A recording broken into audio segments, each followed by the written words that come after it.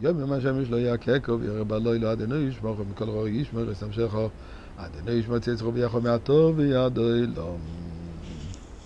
Mes chers amis, je vous demande, encourage, prenez quelques pièces, mettez dans la boîte de tzedaka.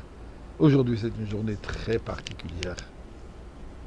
C'est la 450e Hilula, Yahrzeit du Hari Zal, Hari Akadosh, Hari Achai, Rabbi Yitzhak Luri, fondateur, si on veut, de l'enseignement kabbalistique lourian.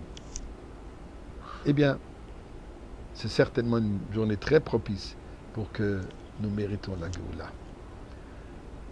Voyons un petit biographie, si on veut, du Harizal. Hari, qui s'écrit Aleph Resh Yud, que le Resh Yud est pour Rabbi Yitzhak, mais le Aleph c'est quoi? Alors il y a différentes explications et elles sont toutes vraies. Une est d'abord, Hari représente lion.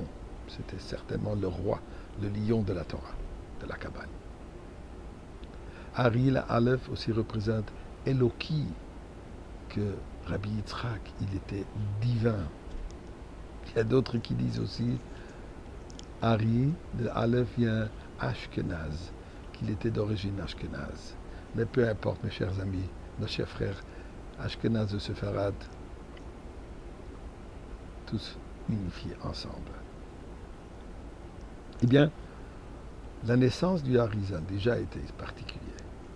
Son père, Rabbi Shlomo, un jour, une vision, Eliyahu Navi qui vient lui dire, écoute, j'ai une bonne nouvelle à t'annoncer, que l'année prochaine, ton épouse, elle va accoucher un petit garçon, tu vas le nommer Yitzhak, c'est lui qui va amener la joie, c'est lui qui va amener la lumière, c'est lui qui va amener le Ozimales Rokpinu, la joie, préparation pour la Géoula. Mais le Brit, la circoncision, attend que j'arrive. Puisque moi, dit Eliyahu Navi, je vais être le Sandak. Et effectivement, au moment du Brit, on attendait, personne ne savait pourquoi, et finalement, Rabbi Shlomo a dit, on est prêt pour faire le Brit, quand lui, il a vu, et il était le seul à voir que Eliyahu Navi est arrivé.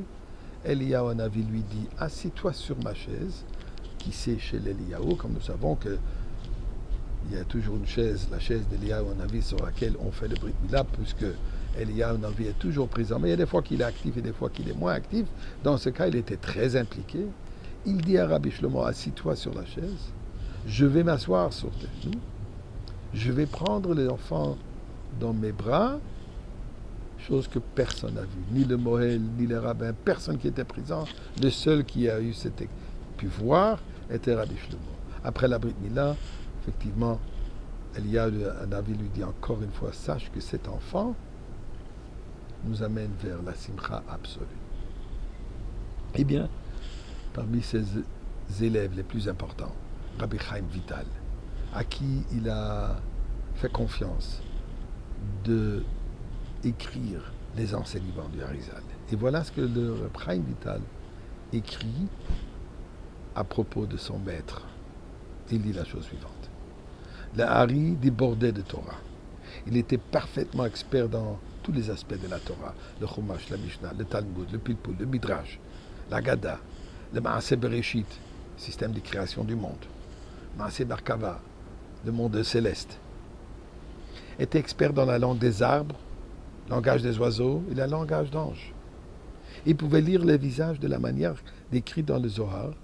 Il pouvait discerner de tout ce que je m'excuse, n'importe quel individu avait fait, il pouvait voir ce qu'il ferait à l'avenir. Il pouvait lire les pensées de la personne, même avant qu'il les a déjà encore pensées. Il était au courant de tout ce qui se passait dans le monde entier. Il connaissait les mystères des âmes, des Gilgul, de l'incarnation. Chaque âme, d'où elle provenait, qui était son origine.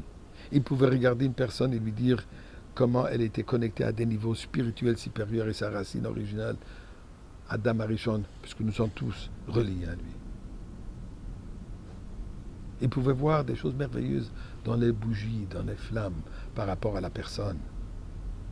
De ses yeux, il a regardé et pu voir les âmes des justes, à la fois ceux qui étaient morts récemment et ceux qui avaient vécu dans les temps anciens. Et à partir de ces âmes défuntes, il étudia les vrais mystères.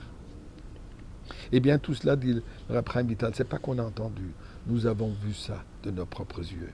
Il a atteint tout cela par sa sainteté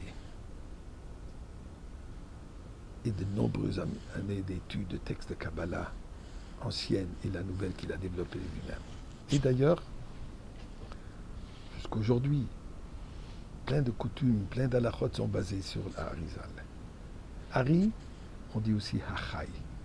Il est parmi les quelques, comme Yaakov Avinu, Moshe Rabbeinu, Hachai, qu'il est vivant. Eh bien, Akadosh Baruch Hu, quel meilleur jour tu peux choisir que nous amener aujourd'hui dans le Beth Amikdash.